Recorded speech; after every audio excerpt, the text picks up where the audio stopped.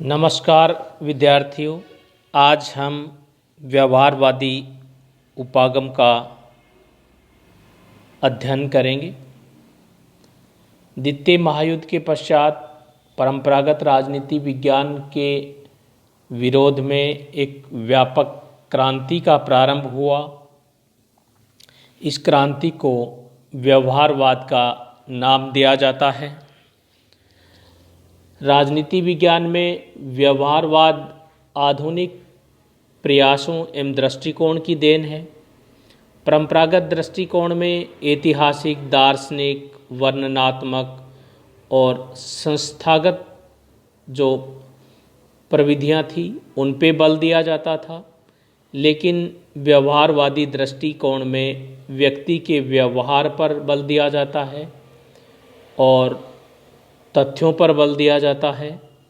और परंपरागत राजनीति विज्ञान के स्थान पर जो व्यवहारवादी उपागम है वो व्यक्ति के व्यवहार को अपना ध्यान केंद्रित करता है और व्यवहारवाद अनुभवात्मक शोध और प्रविधियों में निरंतर सुधार में विश्वास रखता है। यह अनुभवात्मक और क्रियात्मक है तथा इसमें व्यक्तिनिष्ठ मूल्यों, मानवीय विवरणों तथा कल्पनाओं आदि का कोई स्थान नहीं है। व्यवहारवाद द्वितीय विश्व युद्ध के बाद में व्यवहारवादी उपागम का मुख्य रूप से डेवलपमेंट हुआ है और इस व्यवहारवादी उपागम के डेवलपमेंट करने में अमेरिकी जो वैज्ञानिक हैं उनका मुख्य योगदान रहा है। चार्ल्स मेरियम ने 1925 में अपनी पुस्तक न्यू एस्पेक्ट्स ऑफ पॉलिटिक्स लिखी। यह अनुभववादियों का एक प्रेरणा स्रोत बन गई और इसी प्रकार से शिकागो विश्वविद्यालय के T B. Smith, Charles Merriam, Harold Lasswell, इन्होंने आधुनिक राजनीति विज्ञान की स्थापना की। व्यवहारवाद के उदय के कारण व्यवहारवाद का जो डेवलपमेंट है उसका विकसित करने का श्रेय शिकागो स्कूल अर्थात संयुक्त राज्य अमेरिका के राजनीतिक वैज्ञानिकों को दिया जाता है। इसका जो मुख्य उदय का कारण है वो है परंपरागत अध्ययन पद्धतियों के प्रति असंतोष। 20वीं शताब्दी के प्रारंभ में ही अनेक परंपरागत राजनीति शास्त्रियों की पद्धतियों के परिणामों से निराशा हुई।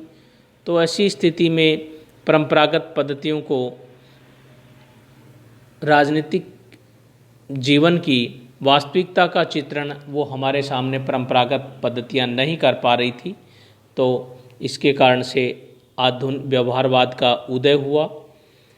राजनीतिक वैज्ञानिकों में एक असंतोष डेवलप हुआ। उसके भी कई कारण थे, जैसे कि शासन के नीति निर्माण एवं उसके निर्धारण के स्तर पर राजनीतिज्ञों और राजनेताओं को सम्मानजनक स्थान दिया जाता था, जबकि राजनीति विज्ञान के विद्वानों के ज्ञान, कौशल और अनुभव की उपेक्षा की गई।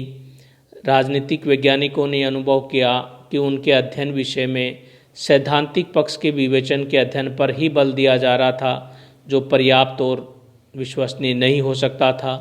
साथ ही सैद्धांतिक पक्ष तथा यथार्थ शासन प्रक्रिया में महत्वपूर्ण अंतर पाया गया। दूसरी बात, द्वितीय विश्व युद्ध, पहले विश्व युद्ध और दूसरे विश्व युद्ध के बीच के काल में फांसीवादी, नाजीवादी आदि एकाधिकारवादी प्रवृत्तियों का उदय और विकास हुआ। तो इसके कारण से भी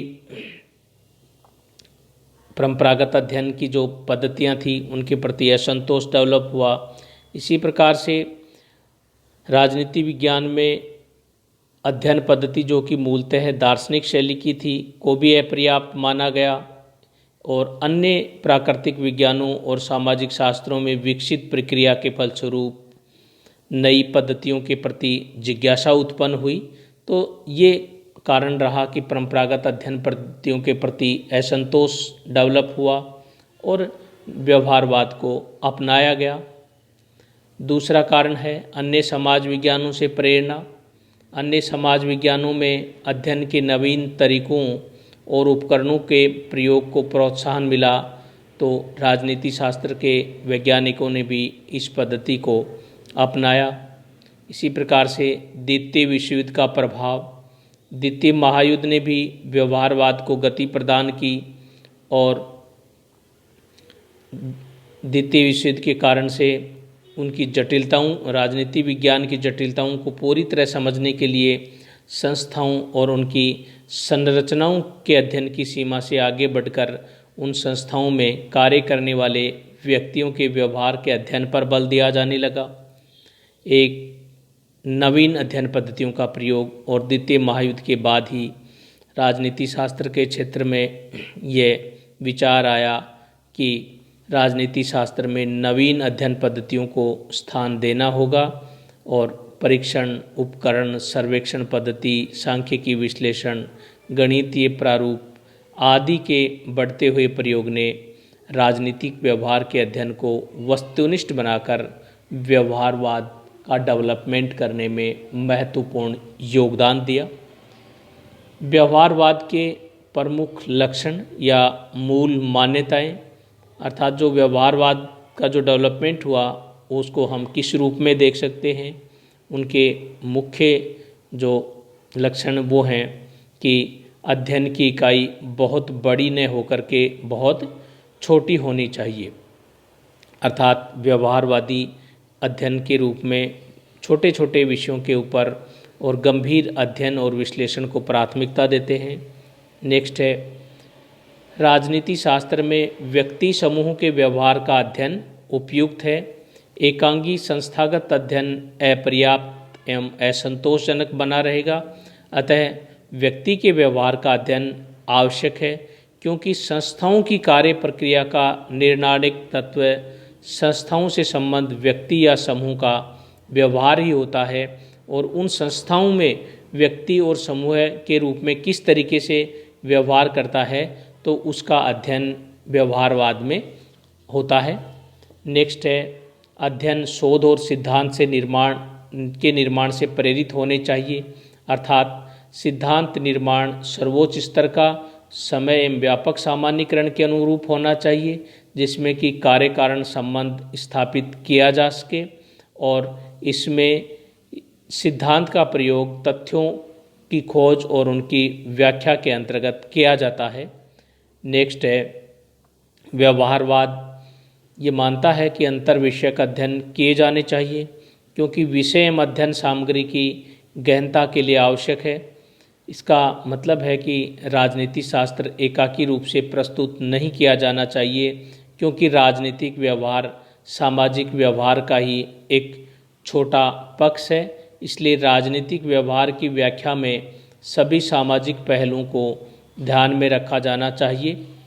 नेक्स्ट है, व्यवहारवादी अध्ययन के संदर्भ में एक लक्षण यह है कि मूल्यों का अध्ययन निरर्थक है। राजनीति शास्त्र के संदर्भ में ये मूल्य लोकतंत्र, स्वतंत्रता, समानता, न्याय आदि हैं, जिनका वैज्ञानिक परीक्षण किया जाना संभव नहीं है। इसलिए मतदान व्यवहार के अध्ययन के संदर्भ में लोकतंत्र के मूल्य को अनदेखा नहीं किया जा सकता, जो कि एक अपवाद है, लेकिन व्यवहारवादी अध्ययन में नैतिकता और मूल्यों पर बल नहीं दिया जाता है। नेक्स्ट है, नई प्रणाली के प्रयोग में व्यवहारवादी प्रेक्षण और लेखा को अधिक परिशुद्ध करते हैं। तालिकाएं, ग्राफ, गणितीय मॉडल, अनुमाप, प्रविधि आदि का अधिक से अधिक प्रयोग करते हैं।